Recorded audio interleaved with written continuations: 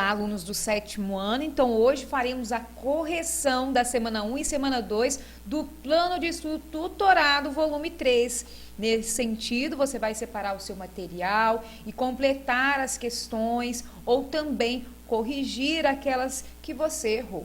Então, nós temos lá, semana 1, nós temos um texto que nós já fizemos a leitura, e aí nós vamos aqui para a letra A. Marque um X para as características do gênero notícia. Então, nós temos as seguintes marcações. A primeira, a estrutura do gênero traz o título, o slide e o corpo da notícia. A notícia é um texto de cunho informativo, podendo trazer aspectos descritivos e narrativos. E, por fim, a linguagem da notícia é formal, clara e objetiva. Continuando aqui, letra B. Qual foi o tempo verbal empregado na notícia? Nós vamos fazer a leitura. Na manchete, foi empregado o presente e na slide, pretérito do perfeito, ambos do modo indicativo. Continuando, letra C. Que efeito de sentido o emprego do verbo provoca no texto? O tempo presente indica um fato atual ou simultâneo ao momento da leitura da notícia. Já o pretérito perfeito indica que a ação aconteceu pouco antes de o fato ser noticiado. Tudo isso dá uma sensação de atualidade à notícia, tornando-a mais acessível ao leitor. Questão número 2, nós temos aqui a letra A. Qual o fato noticiado no texto 1? Temos lá a expulsão de venezuelanos do Brasil por brasileiros, após assalto a um idoso em Roraima. Letra B. Qual o fato noticiado no texto 2? Nós vamos observar que também não é a expulsão de venezuelanos do Brasil por brasileiros, após assalto a um idoso em Roraima. Letra C. O que diferencia os dois textos? O que diferencia, ou a diferença entre os dois textos é o enfoque dado ao fato. Letra D.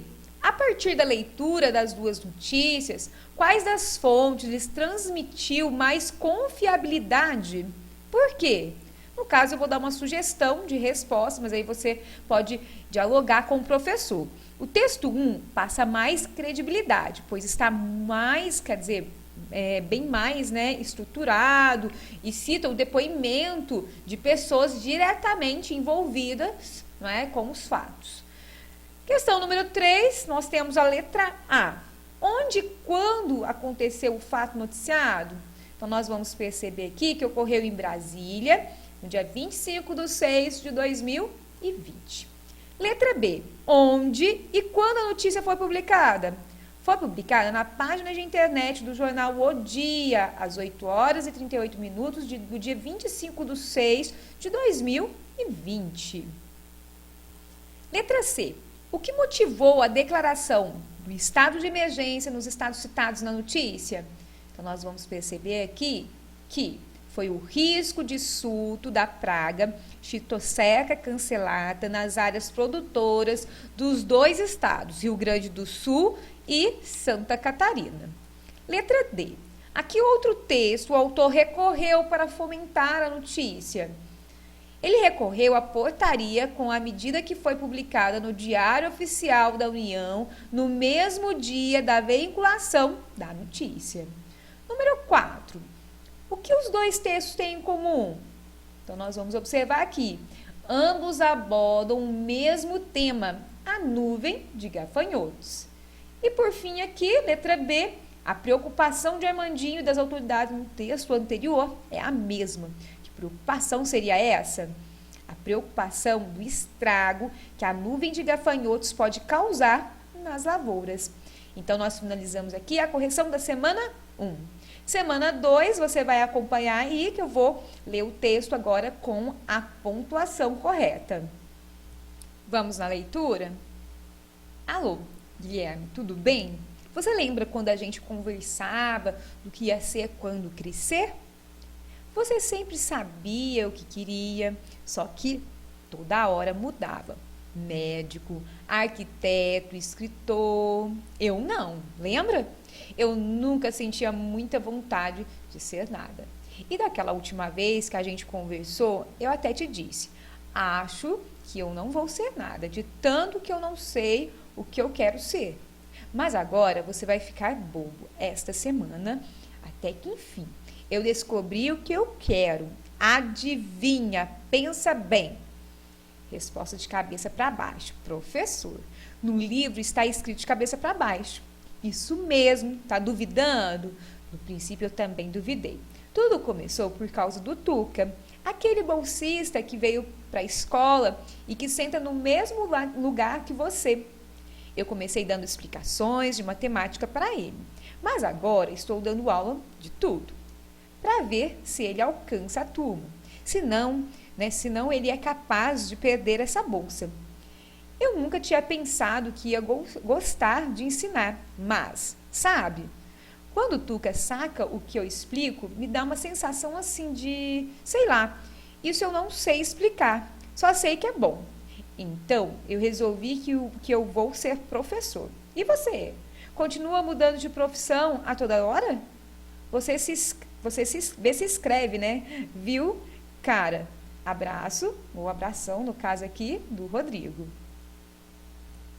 Continuando aqui, a questão número 2, não é? Ela é pessoal. Então, você vai responder aí no seu caderno e enviar para o professor, caso aí você tenha feito nessa semana, né? E precise aí ver a ortografia, as concordâncias, ok? Questão número 3. Leia o texto abaixo. Observe que nele há falta de concordância nominal e verbal e em alguns trechos. Sublinhe-os e reescreva o texto de acordo com a norma padrão. Então, nós vamos aqui observar a forma correta aí desse texto. Então, temos lá. O desejo. A velhinha tinha uma pequena loja numa rua de Florença. Exteriormente, sua loja não era nem rica, nem elegante, nem artística.